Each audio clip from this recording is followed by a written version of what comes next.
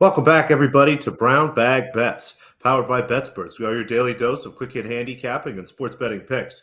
I'm Alex Christensen, and joining me as always on Tuesdays, Mr. Matthew Rooney. Andy is over on the BetSperts golf feed. They're about 30 minutes in. Hop on over there when we're done here. And of course, as you'll notice down below, I know you're staring at Paige anyway, as most of us do. She is running a pool here for Augusta. Make sure you follow the links in the descriptions there. How's the pool work, Matt? So essentially, enter the pool completely free. It doesn't cost you anything. You just have to sign up with Run Your Pool. It's a totally free subscription, free to enter. You're going to pick your golfers for Augusta, which is not this weekend, but coming up next weekend. And if you beat Paige, you are entered to be picked to win a round of golf, all expenses paid, to one of the top courses in the country. Don't think we've announced that one yet, but I believe it's a pretty darn good one. So literally completely free to enter. It's not going to cost you a thing other than maybe if you want a few beverages on the course when you're playing with Paige. I think that's probably worth all the effort. That's pretty good, man. That's nice. It takes about, I don't think I'm eligible to win, but I entered the pool myself just to see if I can, be outpick Paige. And it took me about 4 seconds. It's very easy. You just type in your email address and you're in the pool. Yeah, so check out all the links for that. And as you may have noticed, Dan, our producer, and I love how much Dan loves the pain of being a sports fan. As an Atlanta Falcons fan, wants us to remember Happy 3-28 Day. Yeah, I didn't even remember it. I hadn't even thought about it. I was very confused. So if Dan wants to steer into that skid, I applaud him for it. I don't think I would be as eager to steer into that, but good for him. He is, and he's embracing it. And I will embrace any criticism anyone has of Mr. Joel Embiid skipping the game last night because I don't care. I don't care about the game last night. His calf needs to be healthy when we get into the playoffs. Yeah. So you could all pound sand, find some lemons to suck. Go away. It is a little weird that he didn't sit out the game before, but like whatever. You want to win the NBA MVP, but like with where Joel Embiid, is in his career, like it's about winning playoff series and getting yourself to an NBA Finals or win an NBA championship, and that's what he's doing to try to ensure that. It's the most important thing at this point, and I guess we'll just roll right in here to NBA. Some hoops. A handful of games tonight. Getting back to it here. Sorry, just having trouble pulling up the list of the rest of the games, but as I start to look, just the two bets that I did have tonight, we'll start with the Orlando Magic here, plus 7 points. Our Orlando Magic, again, not going to win some of those fun Southeast Division bets that we had, but I really like them tonight. They're getting 7 points on the road. Go up against the Memphis Grizzlies team. John Morant is doubtful here. They're still without Steven Adams, still without Brandon Clark. And although the Grizzlies are at home, this is the first night of a back-to-back for them. I think it's a bit of a look-ahead spot to tomorrow night's game against the Clippers. I had this one closer to 4, and as I start to look at the matchup and the way the Magic have been playing the last few weeks, I think that they have a real shot at this game, let alone keeping it closer to 7. So really Magic plus 6 or anything better than that looks very good to me. And then the Charlotte Hornets visit the Oklahoma City Thunder. Shai Gilgeous-Alexander may not play tonight, but I don't really care. I think there's a much better angle to look out here. The Charlotte Hornets have been putrid on offense without LaMelo Ball. He's going to miss the rest of the season. This is a bizarre sort of one-game road trip spot where they come out here quickly to Oklahoma City and then go right back. They're coming off back-to-back wins against the Dallas Mavericks. It's just an all-time spot to go against this Hornets team again, against a Thunder team that we've seen be fantastic defensively against teams without centers, and no team has fewer centers than the Hornets. So I'll take their team total under 110. Quickly, just some of the other games. Celtics big favorites here over the Wizards. Again, everything looked kind of right there. The Heat Raptors game, a lean towards the Heat. The market just loves this Raptors team. They're minus 3.5, but happy to put that one away and kind of wait. Would like to bet another under here on Atlanta Hawks game, but I think I'm just kind of done with that. See if Jared Allen is in. Maybe I'll bet that a little bit later, but I have to put that one aside and then lean towards the Pelicans at Golden State tonight, but should be a good bounce back spot. So just the 2 plays for now. We'll see what happens later. Magic plus 7, Hornets team total under 110. I'm glad you brought up that Heat Raptors game because that's the one I kind of wanted to ask you about. Obviously, I'm watching that one with a close eye because all of a sudden the Bulls have went from no chance to catching them, either of those teams, to now a game behind both. You think my Bulls got a chance to close that gap here and get to the 8th seed? I don't see any reason why not. I mean, and they can't get to the 6th seed, so that's kind of the bummer. The part I think Mhm. they're in the plan, and right, it's just kind of a Yeah. matter of whether they're in that 7-8 game or that 9-10 game. So I guess you want to get up to 8 because you just have to win one game at that point. But I think you guys are in good shape, and you're playing as good at basketball as any of those 4 teams in there. So They there's are. Even optimism last that night maybe you'll have a was. chance to get thrashed by Milwaukee in the first round. Hey, that was at least fun last year. They won a game when DeMar just went absolutely off. That was cool, fun to watch. Last night was frustrating. They didn't even play all that bad. It was a late one. I'm sure you didn't watch it. Sorry, I think 10:30 your time. But the Clippers just could not miss from three. I think Nicholas Batum was 8 of 10 from three. That was just one of those kind of nights where it was just chalk it up as a loss. This one's not coming home. And Dan was asking about the T Wolves. I think again we're looking at them as probably a play-in team, but Golden State continues to falter. They really righted the ship.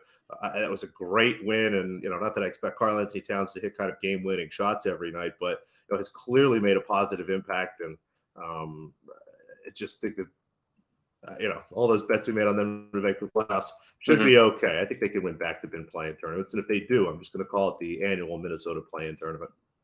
I like it. Minnesota should just get a permanent spot in there. I think they're a great team for that play-in tournament. That would be pretty fun. And speaking of things that are fun, we're still playing hockey. We are. We're have right. hockey Honestly, going on here. we're right about the same timeline as your NBA is here. We got about depending on the team, we got about 9, 8, 10 games left here. I have 2 on the slate tonight, similar to the NBA. A little, not a massive slate. I think it's 7 or 8 games.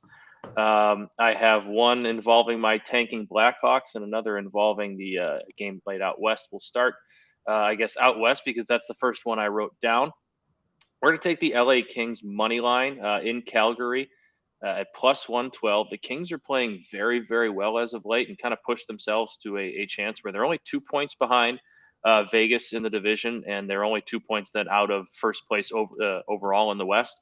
So they got a chance to gain some ground here on Vegas. They got one more game with Vegas in Vegas. And if they finish out the season hot, they're going to be a team that's going to be looking at a very serious chance at having the number 1 overall seed in the West. So home ice advantage throughout the playoffs, that'd be a very big deal. They're playing some really good hockey lately. They've won 9 of their last 11. And in those 9 wins, they've scored 4+ goals in 10 or 8 of them. And the one where they didn't was 3. It was a 3-2 win. They're playing really well. They just played Calgary at home. They won 8-2 a couple nights ago. Calgary's been faltering all season. I really like this spot on plus money. I mean, you look at Calgary's last 5, they've beaten San Jose and Anaheim. That's great, but those are 2 teams like my Blackhawks, who we'll talk about next, who are tanking.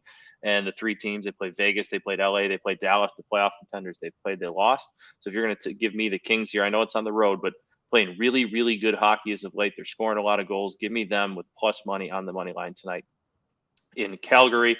And then we're just going with a blanket fade of my Blackhawks on the puck line here. They're playing the Dallas Stars, and it's funny, if you go to ESPN's game preview page for this one, you're looking at the points leaders for both teams. The Blackhawks point leader is now in Dallas Stars uniform. Max Domi was traded to the Stars at the deadline.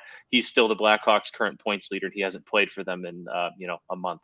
So that's where we're at here with the Hawks. But they've lost 5 in a row, all of which they did not cover the 1.5. Dallas is playing okay lately. They're not really finishing the season strong. They're still going to be a playoff team, but they are a much better team than the Chicago Blackhawks. The Blackhawks are kind of accepted their fate at this point. So just a blanket fate of the Hawks going up against the playoff team here on the puck line. It's casually become our second period over system, basically here. Just fade the Hawks. And it's fade the Hawks, and it's now become the Hawks. It's become the Ducks as well. The Sharks are kind of in there too. Like yesterday's show, I don't love when you have the -1.5 on a minus with minus odds there, but like the Avalanche for -1.5 at -110 against the Ducks last night, and I thought that was a no-brainer. And they won 5-1. They outshot them like 45-25, something like that. It wasn't close. So if you got that close to even money, still probably worth a shot. It's when it gets to like -140, -150, where it's like, yeah, that's not worth it. So did you know we have 2 Final Fours right now? We're still in Miami. We're going to this would be the Elite 8. I take that back. We'll have a Final Four tomorrow. Okay, well, we'll have a Final Four, but I like that we're in Miami while Miami's in the Final Four. Little connection there. I like that. We'll have to use that one tomorrow because luckily Miami will still be around at that point. But no one who's watching now is going to be watching tomorrow. You just feel free to steal that. I think so. We'll be just fine. Andy will like it, and it'll be new for him. Exactly. There Um, you go. 4 matches today in Miami. There is actually a smaller tournament in South America, but I'm not ready to handicap clay tennis at this point. We'll see how things shape up. It's an interesting list of names. So if you want some afternoon action, check that out. But yeah, we have 4 matches left here, 8 players. A couple big favorites. Right back in a big favorite over Trevisan. That looks just about right. Sabalenka, big favorite over Kirstea. Kirstea's been playing some great tennis. Thought about maybe sprinkling her money line, but plus 400, just not quite enough, given how good Sabalenka has played. Maybe a little value in Kvitova, but I don't like going against Alexandrova, who's peaking here. But one match I saw a couple things I liked. 2 bets that I play kind of as a standard bet here, and then just little fun sprinkles down here at the bottom. But Anastasia Potapova is going to be playing Jessica Pegula here. Pegula, one of the best players, somebody that we backed regularly as she kind of made her ascent into the top 5 and 10. And now the market really respecting her. But on these slower courts, it's a little bit tougher for her. And a player like Potapova, who's had a great couple of weeks here, has just come through and beaten some really big players, kind of has an advantage. It's just incredible how slow some of these courts are. And as I started to look at this match, you can get Potapova here plus 200. Had this closer to plus 160. So like her to win the match here. And again, not going to play the spread. You're right around 3.5 or an expensive 4 at that point. Happy to let that one go. That looks just about right. But I think, again, this is going to be a much closer match than plus 200. And as I look at the first set, it starts there. Should be a really competitive first set. Was able to find over 9.5. If you have the 10.5 and 12.5, go ahead and scoop that up. But instead, I'm just going to take some Potapova correct scores here in the first set. So Potapova to win the first set, 6-4, 7-5, 7-6. Basically putting our other 2 bets kind of together here. Again, like Potapova in this match, like over in the first set, as I started to look at these, thought each one of them was a little inflated. Again, so some tougher things to handicap given it's a very specific scenario, but a little sprinkle on each one of these, and let's hope Potapova can get this done 7-5. I like it, and I see all those big plus money numbers, and my eyeballs are lighting up with cash shines. I think I'm going to take all of them. All right, how much longer do we have till actual baseball? Thursday's opening day. So this is my last day of futures. Thankfully DraftKings gets a little creative here with the futures. FanDuel has some fine odds as well, but DraftKings will give me like yesterday I had some 2-team parlays, 90 plus wins. And now they also have some, team X versus team Y, who's going to win more games. And that's one of the bets I have. I have a player future, a couple team futures. Today we're going to be backing the Los Angeles Dodgers, because why wouldn't you want to back the Los Angeles Dodgers? But first, we're going to go with Paul Goldschmidt of the St. Louis Cardinals to hit 30 plus home runs at plus 126. I know he's 35, and at some point that production, tends to dip for everybody, but he's also coming off an NL MVP season, not counting the COVID year. He's hit 30 plus home runs in his last 5 seasons and 6 of his last 7. I'm not really getting why we're getting such good value here with Paul Goldschmidt at plus 126. He's got Nolan Arenado with him in the same lineup. They just added Wilson Contreras to that lineup too, so he's got some protection in there. The division's not going to be all that good this year. The Brewers have good pitching, but they're probably going to take a step back as a team. The Cubs and the Pirates, not very good baseball teams this year, though the Cubs might be a little bit better. The Reds not going to be a good baseball team. I don't really understand why we're getting such good value here, so I'm going to take that. 30 plus homers at plus 126. The Dodgers to win 100 plus games at plus 105. Kind of the same thing here. Like, I know 100 games is a lot, but not counting the COVID year, for the last 5 years and their last 3 years, they've gotten not only over 100, but they've gotten 104 plus. They've gotten 106 twice. They've gotten 111 wins. They play in a division where the Giants are going to take a step back. The Rockies aren't very good. The Diamondbacks have some young, intriguing players, but they're nowhere near ready to compete with the Dodgers. Yes, the Padres are going to be a good baseball team, but the Dodgers still probably a better one. I don't understand why we're getting such good value there. And the Dodgers too are a team that when they find out they have a need, they're not going to be afraid to go out and be aggressive at the trade deadline because they can. I really like that value there. And then same reason I like the Dodgers to win 100 plus games. I like them to get more wins than the New York Yankees. I think the Yankees are going to be a solid baseball team this year, have a good chance to compete with the Astros in the AL.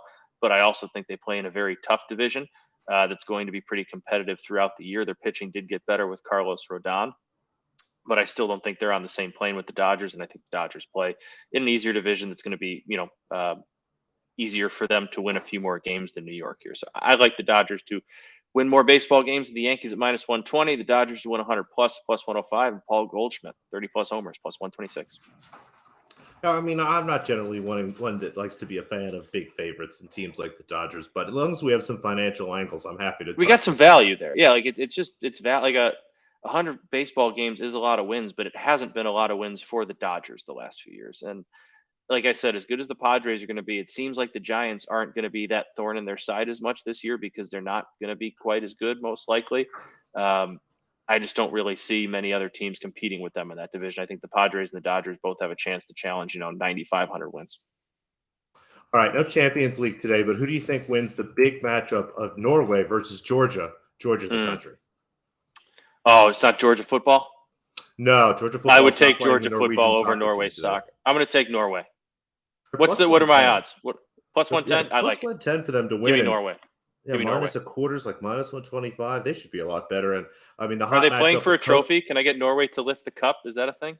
Not It's for a a trophy? qualifying, so yeah, I'm not Bummer. quite sure how that even works. It's a great I don't know. question. Maybe Yeah. Norway to advance if they have that. I'm sure is a thing. And then Kosovo land -850 here, -2.5 goals against Andorra.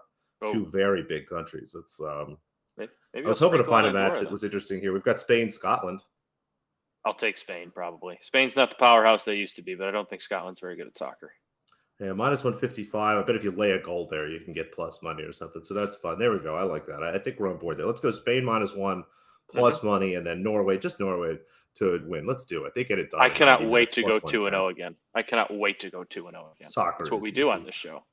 But soccer is easy. Golf is hard, unless you're the folks at Bet Sports Golf. So thank you for watching. Give us a like and subscribe. Hop on over there and catch the end of that show. And again, check out the links in the description and sign up for the page pool.